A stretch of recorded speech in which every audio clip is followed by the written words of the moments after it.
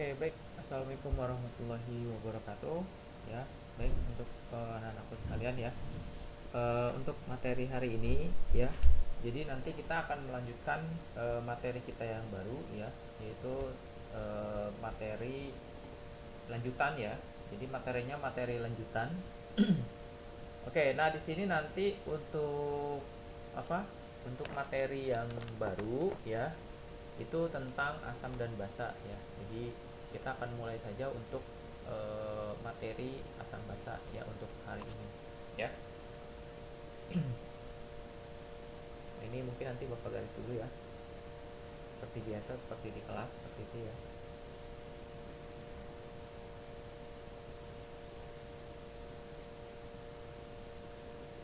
Oke, untuk materi kita yang baru ya, yaitu tentang konsep asam dan basa. Ya, jadi nanti kita akan belajar tentang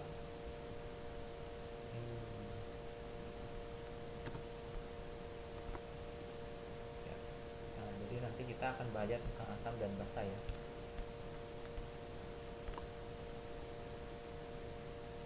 Oke.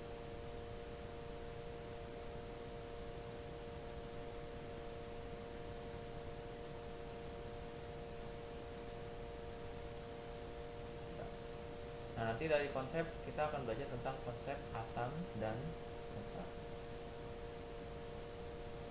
Nah, nanti untuk konsep asam dan basa ini yang pertama akan kita bahas ya, itu adalah yang pertama adalah tentang ya teori asam dan basa ya. Teori asam dan basa. Jadi ini yang pertama nanti yang akan kita bahas. Kemudian nanti untuk yang kedua ya, setelah kita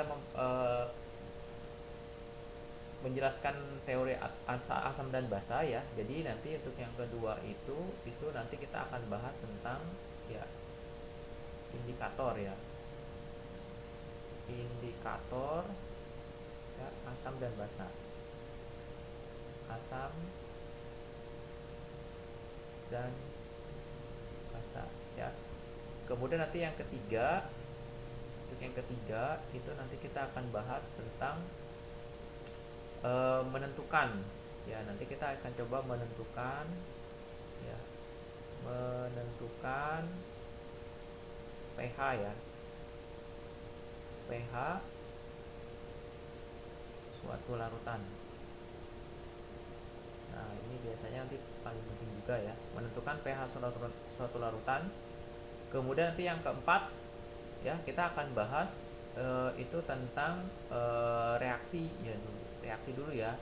Reaksi ion elektrolit ya. Ion elektrolit ya. Kemudian nanti yang kelima untuk teori asam dan basa ini ya, itu nanti kita bahas tentang ini dulu ya, larutan penyangga ya, larutan penyangga.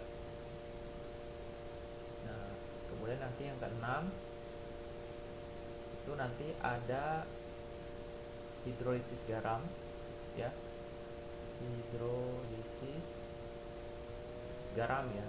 Nah, ini tentang hidrolisis garam. Nanti yang ketujuh itu ada titrasi, titrasi ya asam dan basa ya. Nanti ada 7 komponen untuk tentang asam dan basa ya. Jadi kebetulan untuk semester 2 ini sebetulnya konsepnya untuk kompetensi dasar yang daring, yaitu hanya ada asam dan basa ya. Kalau dari sisi bab yang hanya asam dan basa, jadi hanya satu bab. Kalau untuk bab yang lain itu tidak diajarkan, tetapi nanti kalau keburu nanti Bapak akan ajarkan ya. Oke, baik. Untuk materi yang pertama ya, tadi kita sudah bahas, itu kita bahas tentang teori asam dan basa dulu ya. Teori asam dan basa gitu ya. Nah, untuk teori asam dan basa ini, jadi ada 3 teori asam dan basa ya. Yang pertama itu nanti dikemukakan oleh menurut siapa? Menurut Arrhenius ya, Arrhenius. Nah, jadi yang pertama, teori asam dan basa itu menurut Arrhenius. Apa kata si Arrhenius? Kata si Arrhenius itu kalau asam itu adalah zat ya, zat yang apabila dilarutkan dalam air ya, dilarutkan dalam air ya, apa, membentuk ion H+ ya, ion H+ atau H3O+. Nah, ini adalah menurut siapa? Menurut Arrhenius ya. Jadi intinya adalah ini, dia membentuk H+ dan H3O+ kalau dilarutkan dalam air. Kemudian basanya apa? Nah, kalau basa menurut si Arrhenius ya, jadi kalau basa itu adalah zat ya yang apabila dilarutkan dalam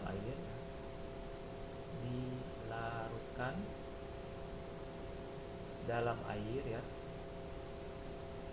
dalam air menghasilkan, boleh juga gitu ya, menghasilkan ion ya OH-. Nah, gitu ya. Jadi ini adalah ciri dari basa menurut siapa? Arrhenius.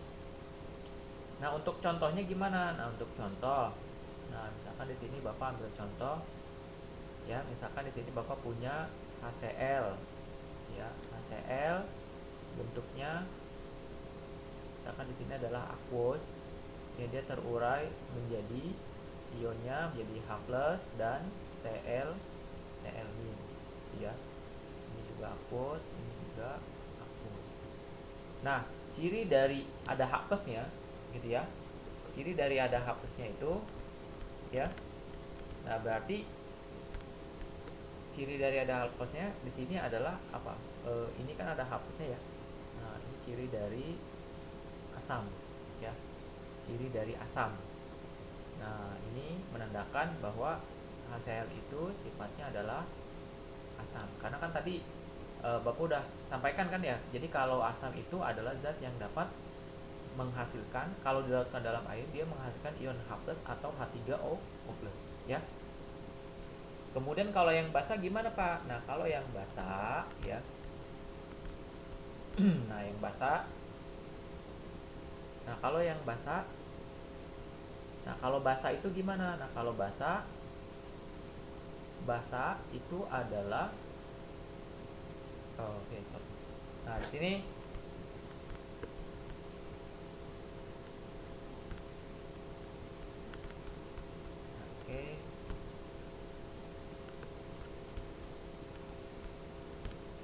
kalau yang basa di sini adalah misalnya contohnya ya, langsung ke contohnya berarti ya. Misalkan di sini adalah natrium hidroksida.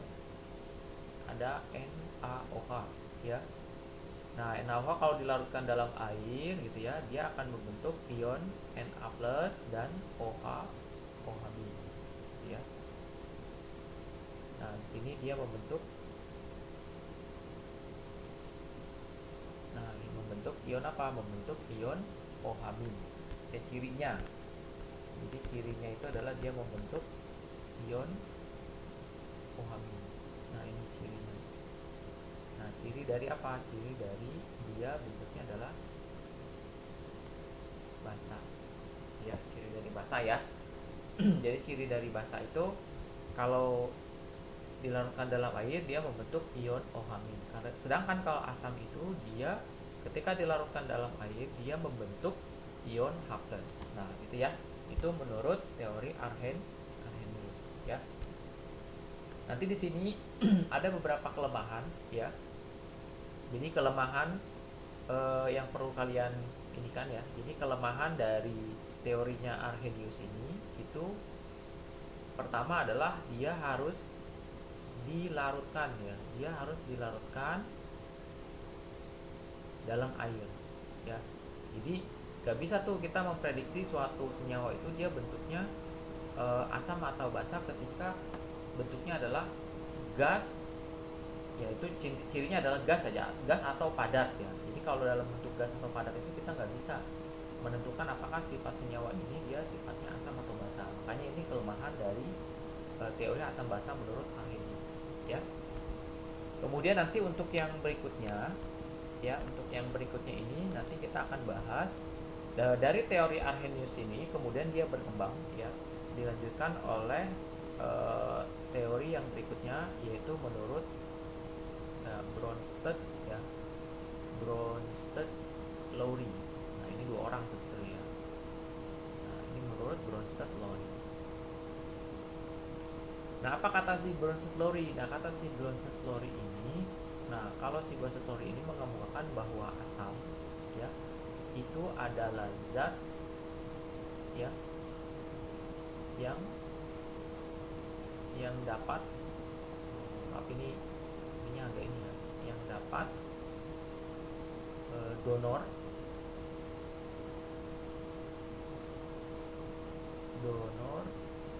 proton ya. Jadi yang dapat donor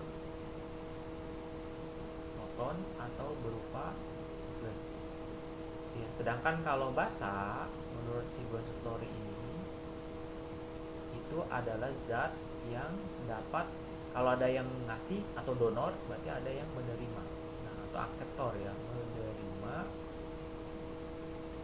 proton ya. Proton itu mungkin di kelas 10 kan kalian udah pernah belajar ya, jadi ada proton, elektron, dan neutron. Kalau proton itu dia muatannya positif. Nah ini adalah zat yang dapat menerima proton atau berupa plus, yaitu menurut si Bronsted Lowry ya. Nah kita ngebawahin dulu mungkin ya. Wah sebetulnya sini masih ada juga. Nah di sini untuk contohnya ya, jadi untuk contoh apa namanya dari Bronsted Lowry ini, misalkan di sini Bapak ambil contoh ya. Ini ambil contoh, misalkan di sini ada Bapak biasanya adalah misalkan di sini kita reaksikan antara NH3 gitu ya. Direaksikan NH3 ini liquid ya, direaksikan dengan H2O ya, nanti dia membentuk keseimbangan bentuk NH ya 4 plus dan OH- ya. Nah ini kurang di sini. Nah untuk nah kalau ini bentuknya liquid, juga ini aqueous, ini juga aqueous ya.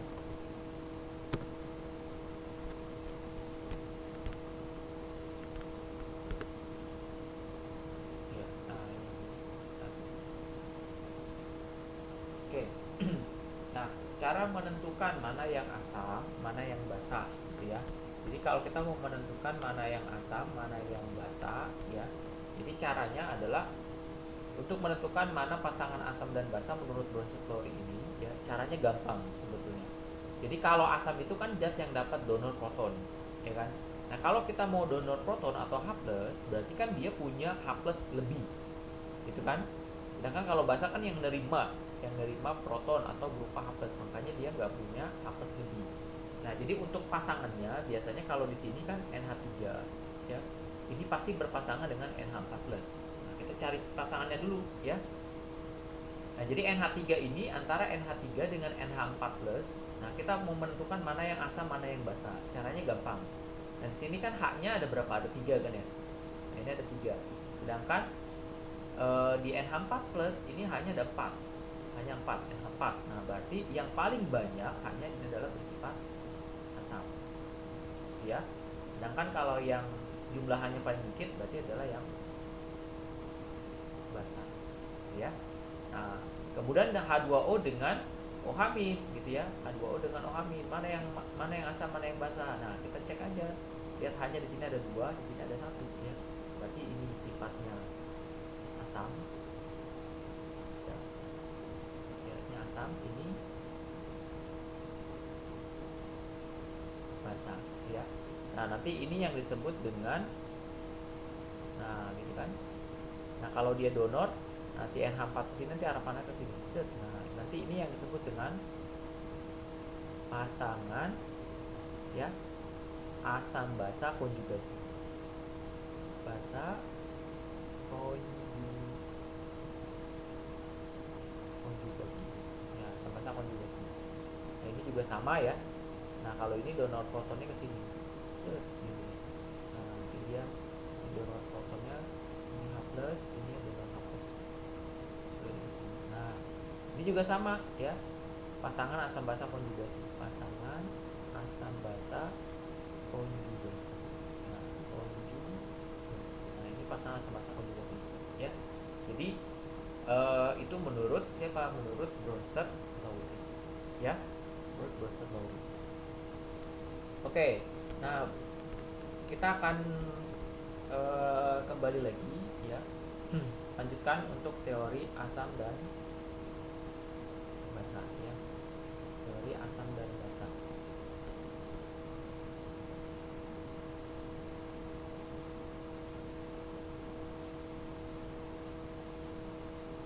Ya. Nah, untuk yang ketiga nanti untuk teori asam dan basa itu nanti kita akan bahas ya teorinya siapa. Nah, jadi yang ketiga yang C ya. Nah, ini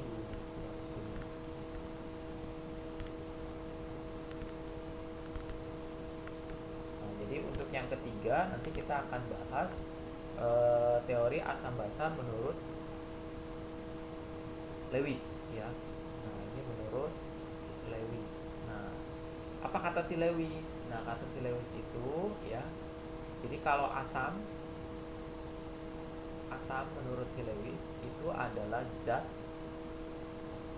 yang dapat ya, yang dapat apa? Yang dapat menerima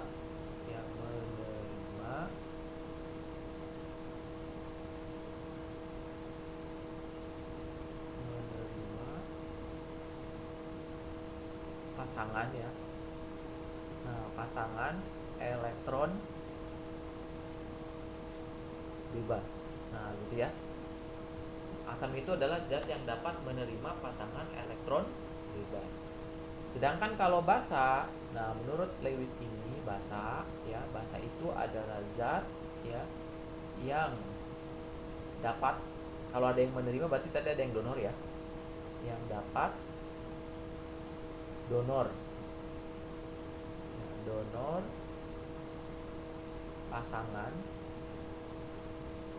elektron bebas. Nah, di sini konsepnya adalah yang perlu kalian tekankan adalah jadi kalau asam itu adalah zat yang dapat menerima. Kalau menerima berarti dia kan nggak punya pasangan elektron bebas ini. Ya, sedangkan kalau basa itu adalah zat yang dapat donor pasangan elektron bebas.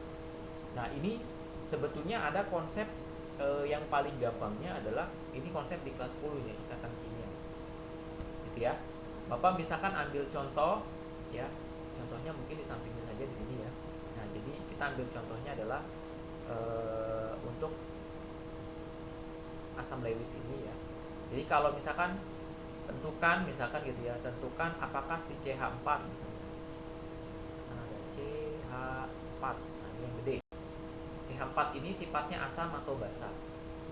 Ya. Dengan satu lagi misalkan di sini ada NH3. Ya. Jadi NH3 ya. Nah, NH3 ini apakah sifatnya asam atau basa? Ya. Langkah pertama untuk menentukan apakah dia senyawa ini sifatnya asam atau basa ya. Itu adalah kalau menggunakan teorinya si Lewis, ya kita harus menggunakan apa? Menggunakan ikatan kimia. Dulu di kelas 10 kalian pernah belajar tentang ikatan kimia ya. Nah, ikatan kimia tentang simbol Lewis gitu ya. Dan ikatan simbol Lewis kan simbol titik ya. Nah, itu nanti biasanya jadi cara untuk menentukan apakah suatu senyawa itu sifatnya asam atau basa. Nah, langkah pertama adalah kalau kita mau menentukan sifatnya ya. Jadi kita harus tahu dulu ya nomor atom dari si C. Nah, nomor atom biasanya si C itu adalah 6. Sedangkan H itu adalah 1. ya. Nah, langkah ketiga kita sudah menentukan nomor atom. Dan nomor atom ini biasanya didapat dari tabel periodic unsur. Biasanya kan kemarin Bapak udah jelasin juga ya ke kalian ya, untuk melihat bagaimana cara melihat nomor atomnya. Nah, langkah berikutnya setelah kalian menentukan nomor atom, ya kalian menentukan dulu terlebih dahulu itu adalah atom pusatnya. Jadi setelah kalian menentukan nomor atom, kalian tentukan siapa atom pusatnya. Nah, di sini atom pusat itu biasanya adalah yang jumlahnya paling sedikit, jumlah atomnya. Di sini kan C-nya ada satu nih ya. Di C ada satu, hanya ada 4. Nah, paling yang dikit siapa? C. Berarti C ini jadi atom pusat ya. Nah, di sini mungkin Bapak akan menjelaskan ya, nggak apa-apa ya. Kita akan review lagi mungkin ya. C itu kan nomor atomnya tadi adalah 6. Berarti kan konfigurasinya menurut Niels Bohr, ingat ya, itu adalah 2, 4 ya. Nah, 4 ini ya kan, nanti ini adalah yang disebut dengan elektron valensi. Nah, atau kode terluar. Nah, kode terluar ini yang jadi modal kita untuk apa? Menggambarkan simbol Lewisnya nanti. Nah, kalau si H ya, itu kan dia satu nomor atomnya ya. Nah, berarti ini satu. Berarti elektron valensinya adalah satu. Nah, ketika kita sudah menentukan ininya ya, nah maka apa? Nah, kita gambarkan di sini aja ya, di sampingnya ya. Nah, si C ini kan ada nomor elektron valensinya 4. Nah, berarti si C, karena hanya ada 4, C ini taruh tengah ya, karena atom pusat itu biasanya tengah. Nah, C hanya ada 4, 1, 2, 3, 4. Selesai. Nah,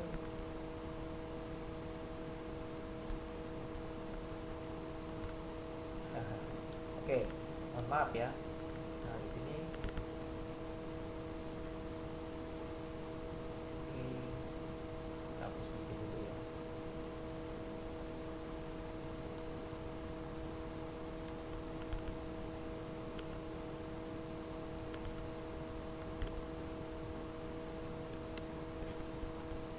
Oke, nah di sini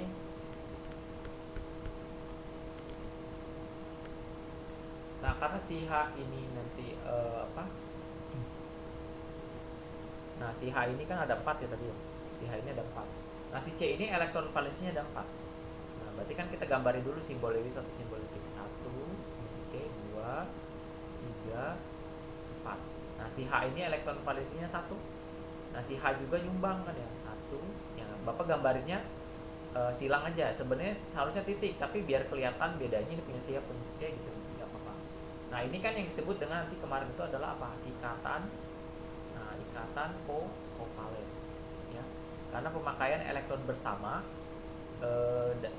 pemakaian elektron bersama dari satu unsur dengan unsur yang lain. Nah, ini ikatan kovalen ya. Nanti jadinya si C ini, si CH ini, nah jadinya nanti bentuk ikatannya seperti ini, bentuk ikatan. Nah, kan namanya juga ikatan.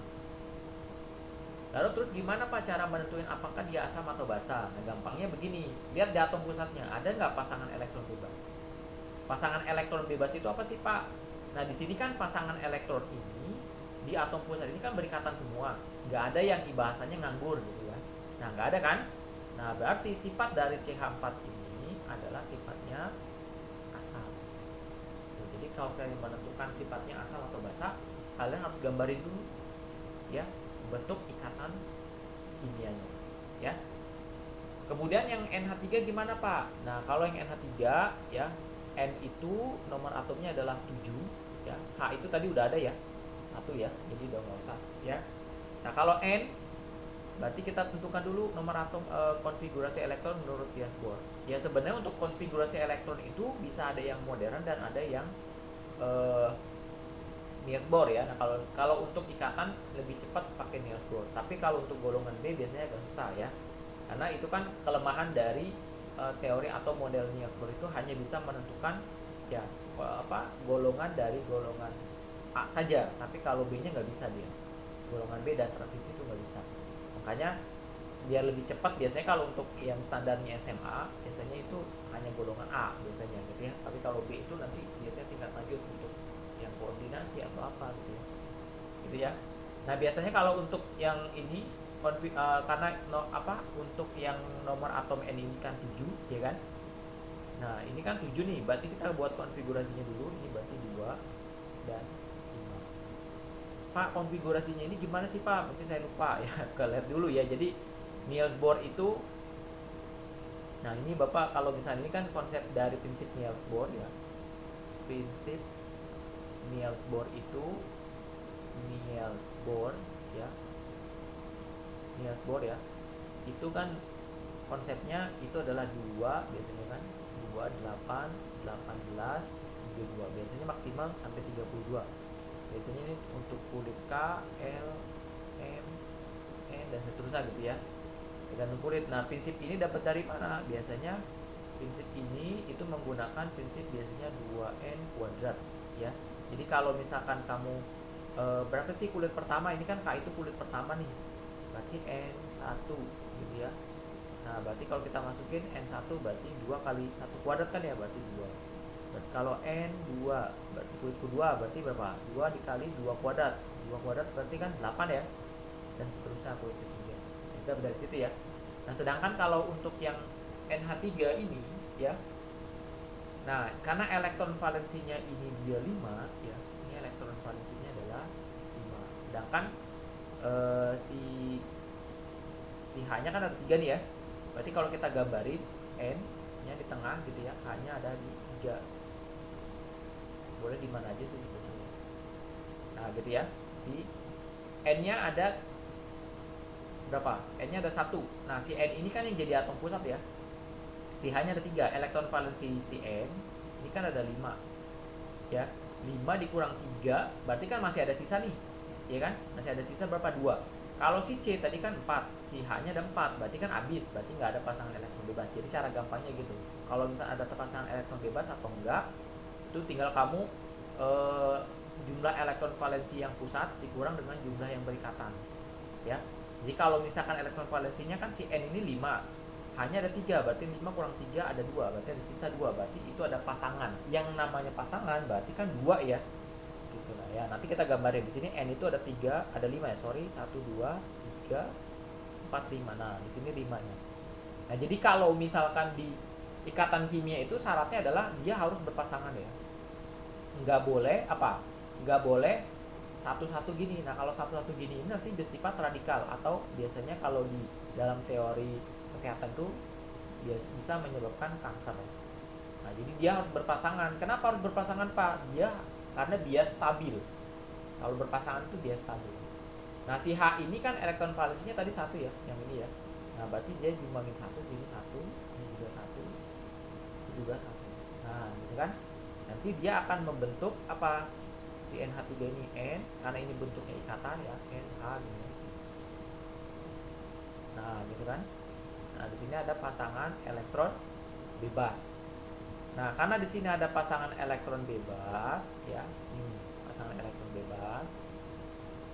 Pasangan elektron bebas. Berarti cirinya ingat ya, dia kan kalau bahasa itu zat yang dapat donor pasangan elektron bebas. Ya, berarti kan kalau dia mau donor berarti dia punya. Ya kan? Nah, berarti ini sifatnya apa? Sifatnya adalah NH3 ini adalah sifatnya basa. Ya.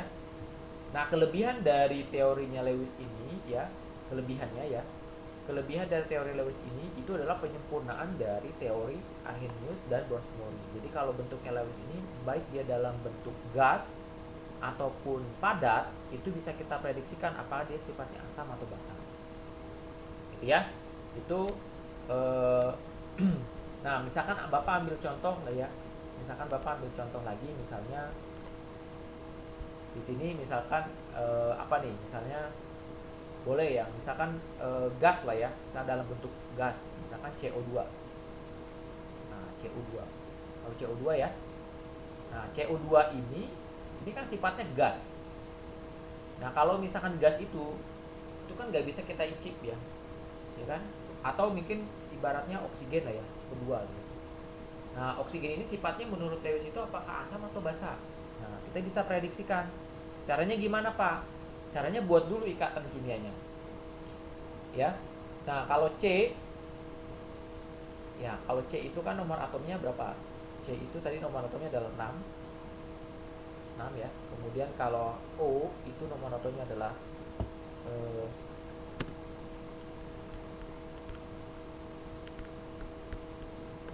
ya, O itu nomor atomnya adalah berapa? 8 ya. Nah, O itu nomor atomnya adalah 8. Nah, di sini kita buat dulu. Nah, kita buat dulu C. C di sini kan dia nomor atomnya 6, O itu 8. Sedangkan O-nya di sini 2. Langkah pertama tadi adalah setelah kita menentukan nomor atom, ya. Kita tentukan mana yang jadi atom pusat. Nah, yang jadi atom pusat siapa nih? Antara C dan O. C di sini 1 jumlah atomnya, O di sini 2. Berarti yang jadi atom pusat adalah si C, ya. Si C ini taruh tengah, ya. C taruh tengah. Nah, O di sini dia ada 2 kan ya. Nah, O di sini. Nah, si C ini punya elektron nomor atomnya 6. Berarti C kita buat dulu ya, nomor atomnya 6, berarti konfigurasi elektronnya berarti adalah 2 4. Nah, ini jadi elektron valensinya adalah 4. Kemudian kalau O itu 8, berarti konfigurasinya adalah 2 6. 2 tambah 6 kan 8 ya. Nah, ini elektron valensinya adalah 6 ya. Nah, si C ini elektron valensinya 4, si O yang elektron valensinya adalah 6. Ini yang jadi modal kita untuk menggambarkan apa struktur Lewisnya atau struktur simbol Lewisnya ya, simbol Lewisnya atau simbol titiknya. Nah, si C ini punya 4 ya, 1 ya. Nah, biar gampang ya. Nah, ini 2 3 4. Karena nggak boleh sendirian ya, dia harus berpasangan. Ya. Nah, si O di sini ini kan syaratnya kemarin tuh harus kalau dalam ikatan kimia itu harus duet dan oktet, ya kan? Nah, si elektron valensi dari O ini 6. Berarti di sini 1 2 2 3 4 5 6. Si O di sini 1 2 3 4 5 6. Ya. Oktetnya gimana, Pak? Oke, oktet nggak nih? Ini kan 1 2 3 4 5 6 7 8. 8 itu oktet ya. Kemudian ini 1 2 3 4 5 6 7 8. Nah, ini ada oktet. Nah, kalau kita gambarkan ya, kalau dalam bentuk ikatan ini kan nanti membentuk ikatan ya. Nah, ini ikatan bersama jadi ikatan ini.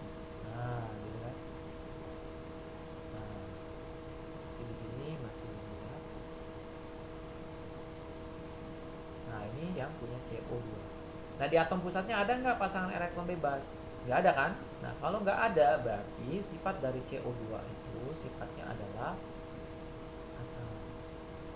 Ya, itu ciri dari. Kemudian kalau O2 gimana, Pak? Oke, kalau O2 berarti O-nya ada 2 ya. Di O. Nah, di sini ada 6 elektron posisinya, berarti di sini boleh yang satu titik, yang satu ini ya. 2 3 4 5 6, yang satu lagi silang. Jadi buat ngebedain aja.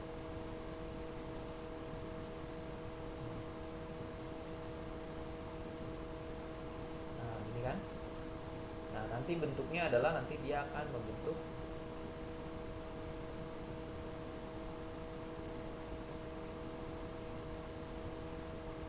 seperti ini.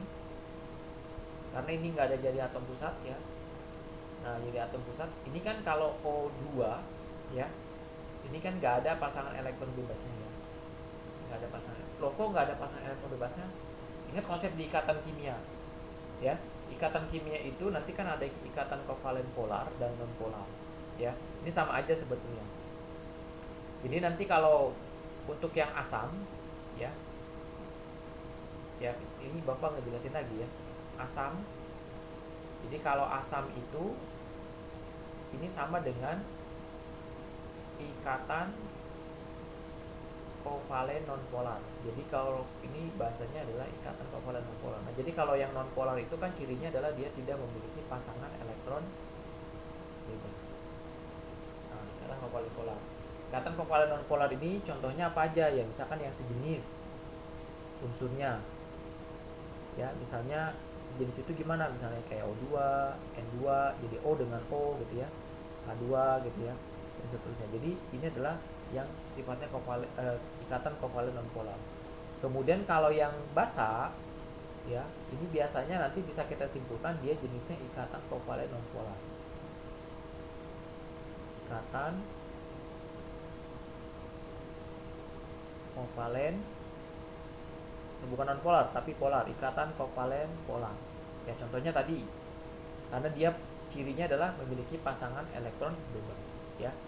Nah ini berarti kalau sifatnya dari O2 itu adalah sifatnya apa? Sifatnya karena dia tidak memiliki pasangan elektron bebas, sifatnya adalah asam ya. Jadi oksigen itu sifatnya adalah asam menurut siapa? Menurut Lewis ya.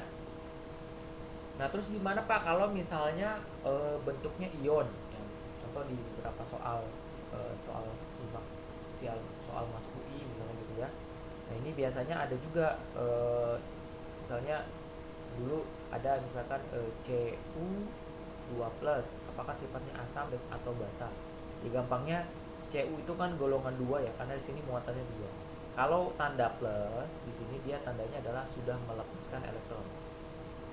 Kalau udah melepas elektron berarti punya nggak elektronnya? Udah nggak punya kan? Nah kalau udah nggak punya berarti dia sifatnya adalah, gampangnya sifatnya adalah asam ya. Sedangkan Cu-nya, nah Cu ini kan belum ada muatannya karena dia belum melepaskan elektron, berarti ini sifatnya nanti dia jadi basa. Nah gitu kan ya, gampangnya ya, ya gitu ya. Jadi itu untuk menentukan sifat dari asam atau basa gitu. Oke, kemudian yang berikutnya ya, yang berikutnya itu kita akan bahas tentang indikator ya. Nanti kita akan bahas tentang indikator. Indikator asam ya dan basa. Ya. Jadi kita akan bahas tentang indikator asam dan basa. Nah, jadi indikator asam dan basa ini nanti itu ada dua. Ya. Jadi indikator asam dan basa itu ada dua. Indikator asam basa ya. Jadi indikator asam basa itu nanti ada dua. Yang pertama nanti ada indikator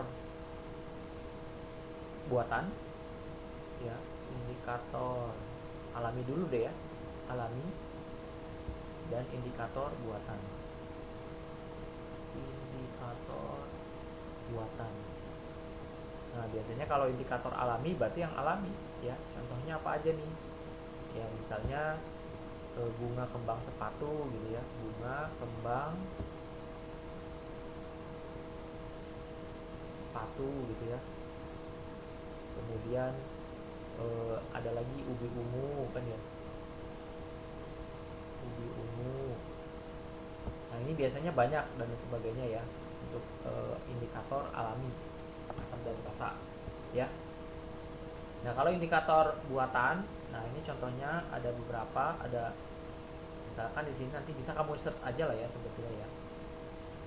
Ada penoktalen ya, ada penoktalen, kemudian ada methyl orange ya, ada metil biru, ada bromtimol biru ya, ada bromtimol biru. Nah ini dan seterusnya dan sebagainya, ini masih banyak ya, dan seterusnya. Nah ini biasanya nanti untuk indikator buatan ini biasanya memiliki beberapa trayek-trayeknya, atau biasanya kalau kita mau menguji suatu sampel gitu ya. Jadi kalau kita mau menguji suatu sampel asam dan basa ya, dalam asam dan basa itu nanti bisa kita gunakan indikator ini ya.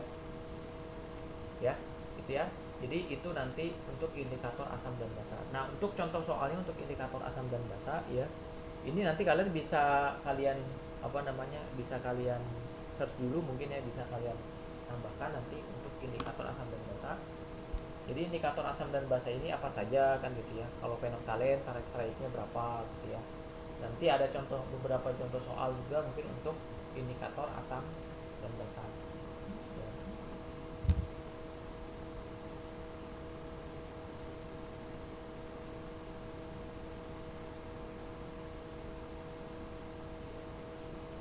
Oke, eh,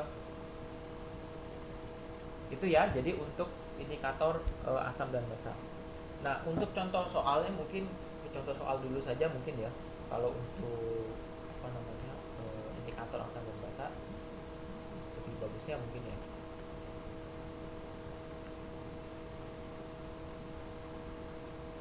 Ya biasanya juga bapak karena nggak hafal juga ya. Jadi karena memang apa ya, tidak perlu dihafal sih sebetulnya ya untuk indikator asam dan basa. Ya, coba cek dulu contoh beberapa soal ya. Karena kalian itu sebetulnya nggak ada ininya ya, nggak ada panduan bukunya jadi agak susah.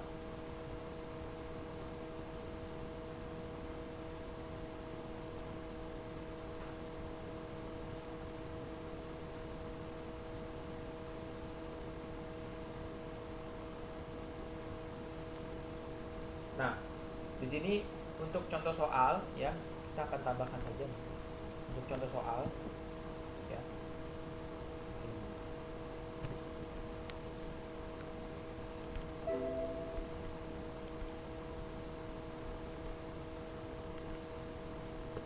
Oke, jadi untuk contoh soal ini dulu. Nah, ini biasanya untuk contoh soal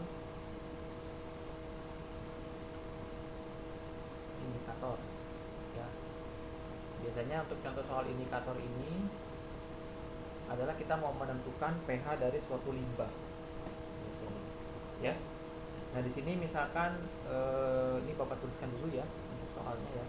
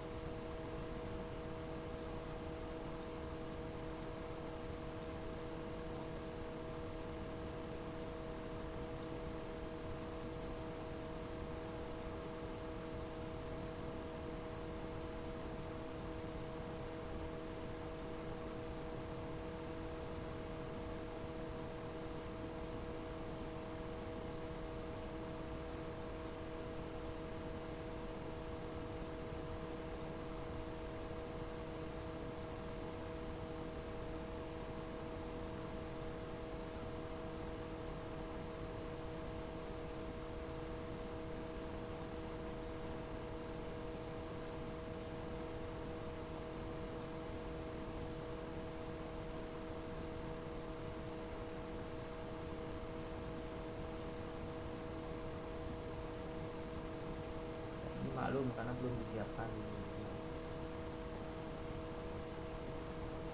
Jadi kita buat dulu apa ya. Apa ini dengan dikit.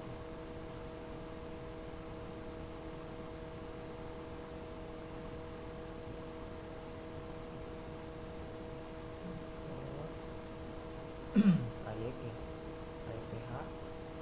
Ini ada limbah air A dan B. Ini indikatornya ya. Indikator, kemudian air pH,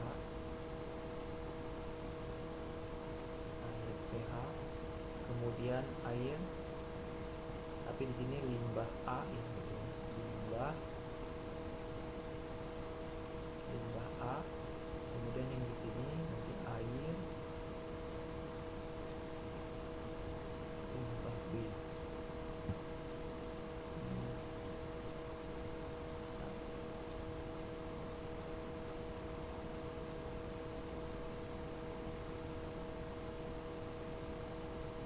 Sini dengan menggunakan indikatornya adalah MM. MM itu singkatan dari metil merah, PP singkatan dari phenolphthalein, BTB itu singkatan dari bromtimol biru ya, biru. Nah, ini try pH-nya biasanya di sini antara 4,2 sampai 6,2. Itu kalau untuk metil merah itu dari merah sampai kuning. Merah sampai kuning. Jadi kalau di antara berarti kan campuran antara merah dan kuning. Mungkin kalau di lukisan itu biasanya gitu ya. Merah dan kuning jadinya apa tuh? Gitu ya. Ini untuk limbah airnya jadinya kuning. Ini jadinya kuning. Untuk phenolphthalein itu dari try pH-nya 8,3 ya. 8,3 sampai 10,0. Nah, ini biasanya tabel warna berwarna sampai merah. Ini untuk warnanya dia limbah air A-nya dia jadi warna merah. Warna yang jadinya jadi tak berwarna. Tak berwarna ya. Kemudian untuk yang BTB itu dari 6,0 sampai 7,6. Dari kuning sampai biru. Nah, ini biasanya campuran kuning dan biru jadi hijau kan ya. Jadi kalau tengah-tengah nilainya berarti itu hijau. Campuran ya biru. Biru ini hijau. Nah, hijau kan ya. Nah, hijau. Kalau hijau berarti kan campuran antara kuning dan biru ya. Di sini pertanyaannya adalah harga ya, harga pH ya.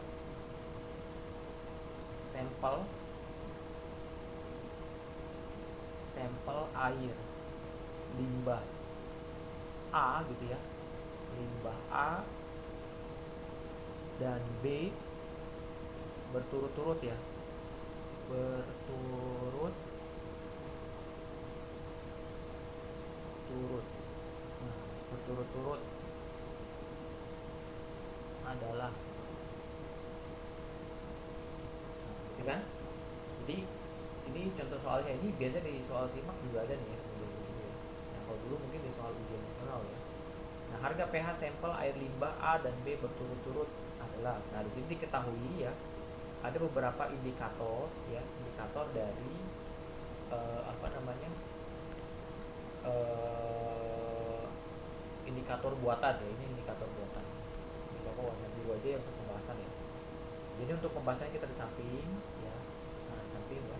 Jadi langkah pertama yang kalian harus lakukan adalah di sini kan untuk yang pertama adalah ingat ya, untuk trayek MM ya, ini nih barisan sini ya. Ini biasanya kita gambarin dengan kurang dari kalau di matematika. Sedangkan kalau yang ini yang sebelah kanan itu yang nanti kita gambarkan sebagai yang lebih dari. Ini biasanya gitu ya cara yang pertama ya. Nah, ini konsepnya mungkin kalau di matematika ya. Jadi kalau nanti kalau di sini limbah air A, ya, jadi limbah kita jawab ya. Jauh yang pertama untuk limbah A dulu ya. Untuk limbah A. Untuk limbah A itu di sini dia didapatkan kuning. Nah, kuning itu untuk yang pertama ya menggunakan MM ya. Menggunakan MM itu merah ya. Dia warnanya kuning. Berarti kalau kuning ya, kalau kuning berarti apa? Kuning itu berarti kan di 6,2, berarti lebih dari 6,2. Lebih dari 6,2 ya. Nah, lebih dari 6,2. Itu kalau untuk apa namanya? Ya.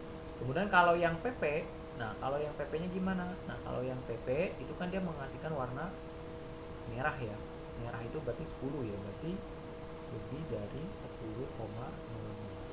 Sedangkan kalau yang menggunakan BTB limbah itu ya, dia menghasilkan warna biru, berarti kan dia di 7,6 ya, lebih dari 7,6. Tadi kan lebih dari 7,6 ya. Nah, berarti kalau kita buat ya, kalau di matematika itu gambarnya kan kita menggunakan garis bilangan. Cek lagi ya. Kita buat garis bilangan ya.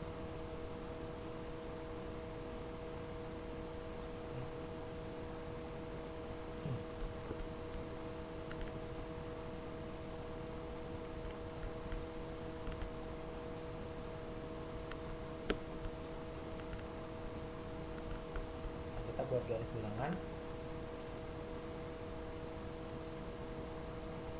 Ya, anggap aja lurus kali. Nah, di sini kan ada 6,2, ada 10,0, ada 7,6. Ya, kita kan kalau misalkan garis bilang itu paling semakin ke kiri makin kecil adanya, ada minus 1, minus 2, tengah-tengah kan 0 ya. Nah, di sini kan yang paling kecil adalah 6,2, berarti di sini ada 6,2 ya, kemudian ada siapa? Ada 7,6, kemudian ada 10,00. Nah, ini kan lebih dari ya. Kalau lebih dari berarti ke kanan semua. Ini ke sini 1 ya. Ini ke sini 1, ini ke sini. Ya. Mana yang diarsir? Nah, yang diarsir adalah ini. Nah, ini adalah pH-nya. Ya, jadi pH-nya pH ya, untuk pH yang limbah A ya, pH itu karena diarahnya ke kanan berarti lebih besar dari 10 ya. Nah, jadi kalau di matematika itu kan konsepnya gini loh. Misalkan kalau misalnya apa namanya? Bapak ke bawahin dulu kali. Nah, jadi kalau di matematika itu jadi konsepnya sebenarnya kalau misalkan ya tadi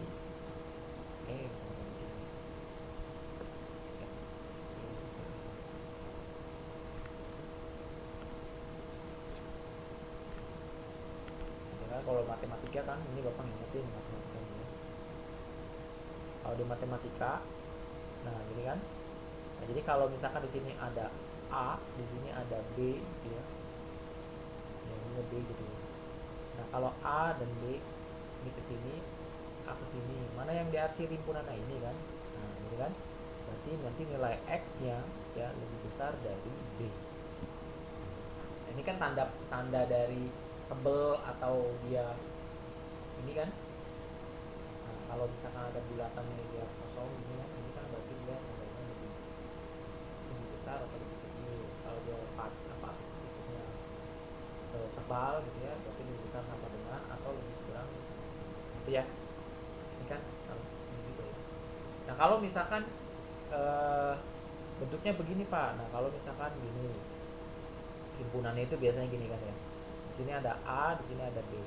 Nah, kalau A misalkan ke lebih kurang, kalau B misalkan dia ke lebih besar. Nah, ini bolong di tengah nih. Kalau bolong tengah berarti ini adalah tandanya atau. Tahu kan ya? Berarti nilai X-nya gimana? Nilai X-nya karena A ini lebih ke arah kurang ya, kurang dari berarti X kurang dari A atau kan tengahnya ada atau X ya lebih besar sama dengan dari B. Itu kan? Nah, itu untuk menentukan ini. Atau biasanya kalau misalkan di ini juga ya. Nah, kalau bentuknya begini misalnya ya. Nah, begini misalnya. Sini ada A, ada B. Ya, ini A ke sini, ya, B ke sini. Mana yang dihasil ini kan? Ya, berarti nilai X-nya gimana? Nilai X-nya adalah berarti X ya A X lebih besar dari A tapi kurang dari sama dengan B. Ini kan bentuknya interval. Ya. Ini di matematika kan ya. Nah, untuk yang limbah B kita bahas ya. Limbah B gimana? Nah, untuk yang limbah B limbah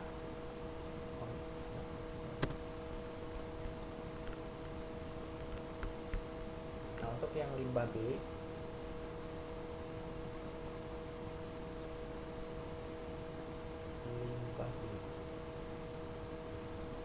Nah, kalau yang limbah B hasilnya gimana? Menggunakan metil merah itu dia menghasilkan warna kuning ya. Kalau kuning berarti jadi kalau kuning berarti dia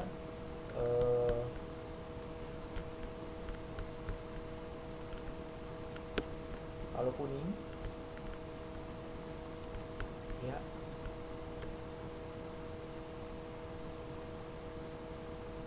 nah ini kalau kuning berarti dia kan lebih besar dari 6,2. Kemudian PP nya menghasilkan tak berwarna berarti lebih besar dari 10,00 0 ya. Oh iya, sorry tadi ini bukan 10 ya, karena di sini kan merah ya, limbah A ya. Oh iya, sorry, tak berwarna. Oh di sini, oh sorry yang ini PP ya. Yang limbah B berarti di sini dia menghasilkan apa namanya, tak berwarna ya. Nah kalau tak berwarna berarti 8,3, berarti kurang ya. Nah, 8,3 kurang kurang dari 8,3. Sedangkan kalau yang BTB dia menghasilkan warna hijau. Nah kalau hijau berarti kan campuran antara warna kuning dan biru, berarti dua-duanya dipakai ya. Berarti dia kurang dari 6,0 dan yang lebih besar dari 7,6. Nah kan ya, jadi ini kita buat garis bilangannya ya, ini ya. Dimulai dari angka terkecil, dari siapa? Angka 6,0 ya. 6,0, kemudian ada 6,2 ya, kemudian ada 7,6, kemudian ada 8,3. 6,0 tandanya lebih kecil ya, lebih kecil, berarti kemana? Ke kiri kan ya. Nah, kiri ini ya. 6,2 tandanya apa? Lebih besar ya, berarti ke kanan ya. 7,6 tandanya lebih apa? Lebih besar apa lebih kecil?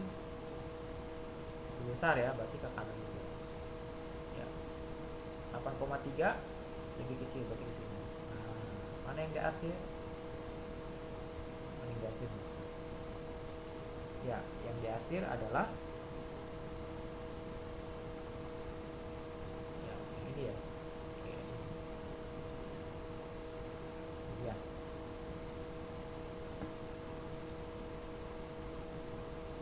Lebih besar, 6,0 lebih kecil, 7,6 lebih besar. Oke, sebentar ya, ini untuk ininya ya. Jadi kalau untuk yang ininya,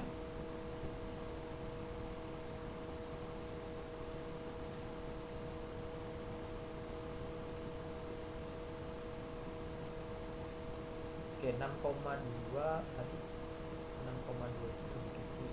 Apa lebih besar? Kuning ya, kayak kuning. Oh iya, lebih besar ya, lebih besar ke kanan. 7,6.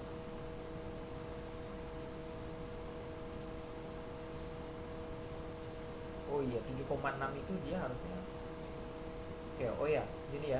Jadi kalau dia campuran, sorry ya, kalau dia campuran, ya, ya kalau dia campuran di sini nanti ada di sini. Kalau ingat nih, kalau di sini nanti ada campuran bentuknya ya. Nah, nanti kita buat ulang dulu ya. Nah kalau kita campuran, nanti di sini perlu hati-hati ya. Kalau dia campuran itu dia nggak mesti nanti membentuk ini ya. Jadi kalau dia ini kan bentuknya campuran ya. Kalau di limbah B itu campuran. Nah, kalau campuran ini kan bentuknya interval. Berarti kan dia rata-ratanya di tengah ya. Berarti kan nilai interval, berarti lebih besar dari 6,0 tapi kurang dari 7. Berarti kan di sininya dia harus lebih besar dari 6,0 ya, dan lebih kurang dari siapa? 7,6. Nah, jadi kalau kita buat garis bilangnya ya, di sini berarti 6,0 ya, di sini 6,2, sini nanti 7,6, di sini nanti ada 8,3. 6,0 berarti kan dia lebih besar, berarti ke sini kan ya. Nah 6,2 itu lebih besar di sini juga ya. 7,6 itu lebih kecil berarti di sini ya kan. 8,3 lebih kecil berarti ke sini kan. Nah mana yang diarsir? Yang ini. Nah dia didapatkan, maka didapatkan dari nilai pH nya, pH ya, lebih kecil dari siapa? Lebih kecil dari 6,2 tapi kurang dari lebih besar dari 6,2 tapi kurang dari 7,6. Maka untuk hasilnya ya, dari ini ya, sampel ini ya, untuk pH limbah air A ya, kemungkinan besarnya ya, kemungkinan besarnya ya, berarti didapatkan apa namanya ya, didapatkan pH-nya untuk limbah A adalah sebesar pH-nya adalah lebih besar dari 10 ya, dan untuk pH limbah air B itu adalah 6,2 ya, kecil dari pH-nya, lebih besar pH-nya lebih besar dari 6,2 tapi kurang dari 7,6, dibacanya gitu ya. Nah ini nanti dapat ya. Jadi untuk menentukan prediksi dari suatu pH ya. Oke, baik, itu saja mungkin untuk pembahasan kita hari ini ya, kurang lebih mohon maaf. Wabillahi taufiq wal hidayah. Wassalamualaikum warahmatullahi wabarakatuh. Dan jangan lupa kalau ada yang ditanyakan silakan nanti di komentar, nanti akan terjawab ya.